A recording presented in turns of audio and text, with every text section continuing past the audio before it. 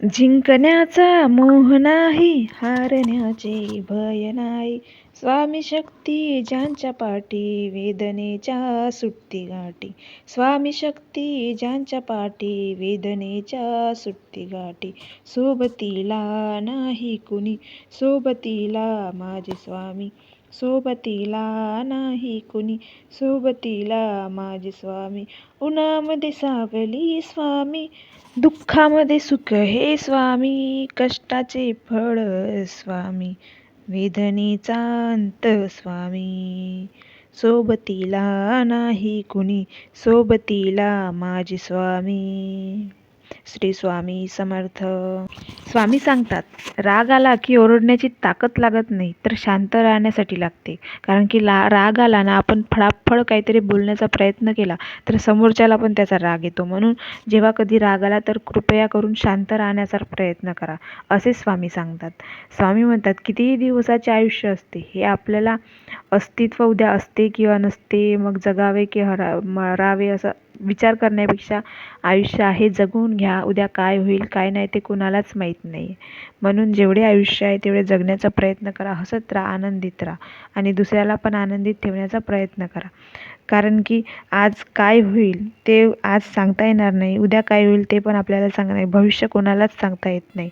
प्रार्थना करताना देवाकडे काही मागू नका, फक्त देवाला म्हणा, देवाचे आभार माना. कारण जे तुम्हाला मिळाले आहे ते कदाचित अनेकांसाठी स्वप्न आहे.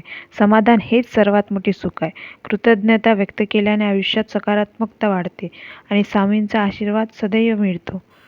पडू देऊ नका स्वामी, जग घसायला तयार बसले. जेव्हा थकून जाईन या वाटेवर तेव्हा फक्त तुमचा हात धरू दे. कारण विश्वास आहे मला, तुम्ही सोबत असाल तर मी कधीच हरत नाही. श्री स्वामी समर्थ. सोबत जर स्वामी असले तर आपण कधीच हरू शकत नाही. आजपासून तुमच्यासोबत फक्त चांगलंच होणार आहे. मी तुझे द्वार स्वतः उघडत आहे. तुम्ही स्वतः चांगले राहण्याचा प्रयत्न करा. माझ्यावर विश्वास ठेवा आणि प्रामाणिक राहा. तुमचे काम नक्कीच सफल आणि चांगल्या प्रकारे पूर्ण होतील. जेव्हा आपण जप कराल तेवढे स्वामी आपल्याला जपतील. जेवढे आपण श्री स्वामी चरित्र, गुरुचरित्र वाचाल तेवढे जास्त स्वामी आपल्याला वाचवतील. जेवढी आपण श्री स्वामींची सेवा कराल तेवढा श्री स्वामी आपल्याला मेवा देणारच. आपण श्री स्वामींची जेवढ्या आवडीने सेवा कराल तेवढ्याच आवडीने ते आपल्याला देतीलच. म्हणून स्वामींची नेहमी सेवा करत राहा. स्वतःची दुसऱ्याशी तुलना करू नका. जास्त विचार करणं बंद करा. भूतकाळातल्या नको त्या गोष्टींचा विचार करणं टाळा. दुसरे तुमच्याबद्दल काय बोलतात याचा विचार करू नका. सतत आनंदी राहा. दुसऱ्याचा विचार करत बसलं तर आपल्याला काहीच घडत नाही, हे तुम्हाला नक्की माहीत आहे. हाक जरी मनातच मारली तरी स्वामी ऐकतात. शब्द नकोत, अश्रू नकोत, फक्त भाव स्वामी समजतात. थकलं मन विसावल्याला स्वामींची सावली पुरेशी आहे.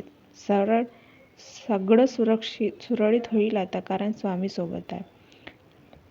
नेहमी स्वामी आपल्याला योग्य मार्ग दाखवतात. कारण की स्वामी म्हणतात, तू थकून जाऊ नको, तुला मी साथ देईल. तू थकला तर पुढचं काम यशस्वीपणे पार पडणार. बंधन नाही स्वामी नामाला, अंत नाही स्वामी कृपेला. कुठे कसेही घ्यावे स्वामी नाम, उपस्थित असतात स्वामी पाठीशी ठाम.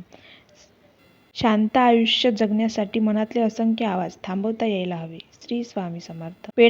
पेढा कसाही किंवाही कुठल्याही बाजूने खाल्ला तरी तो गोड लागतोच. त्याचप्रमाणे नामस्मरण मी कसे केव्हा कुठेही केले तरी स्वामींपर्यंत पोचतात. म्हणून नेहमी स्वामींचं नामस्मरण करत जा. स्वामी तुम्हाला अवश्य फळ देतील. जेव्हा विश्वास पक्का असतो तेव्हा मार्ग आपोआप सापडतात. प्रत्येक स्वप्न होईल पूर्ण. मनी चांगले विचार वसू दे. थोडी देवावर श्रद्धा, थोडी कष्टावरही भर असू दे. स्वामी सांगतात, मोठी उडी मारून पडण्यापेक्षा हळूहळू टाकलेली पावलं नेहमी तुम्हाला तुमच्या ध्येयापर्यंत पोहोचवतात. उसन्या कौतुकापेक्षा कमवलेला आत्मसन्मान कधीही श्रेष्ठ.